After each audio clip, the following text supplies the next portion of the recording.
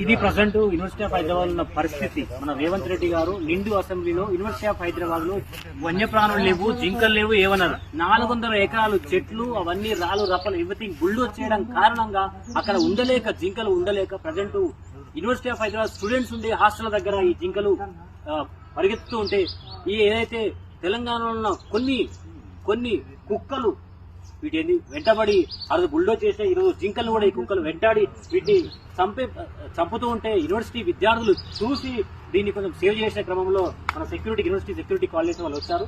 దీన్ని కొంతవరకు ఇదే జింకలు ఇలాంటి ఎన్నో ఇన్సిడెంట్స్ జరిగినాయి. ఈ ఇన్సిడెంట్ జరిగిన ఫారెస్ట్ ఆఫీసర్ కాల్ చేసాం. ఆ ఫారెస్ట్ వాళ్ళు కూడా తీసుకుపోయిన ఇన్సిడెంట్స్ చాలా ఉన్నాయి. కానీ మన రేవంత్ రెడ్డి గారు మాత్రం అసలు జింకలు లేవు అని చెప్పారు. ఇది చూడండి, ఇది రేవంత్ రెడ్డి గారు దీన్ని అబ్జర్వ్ చేయాలి.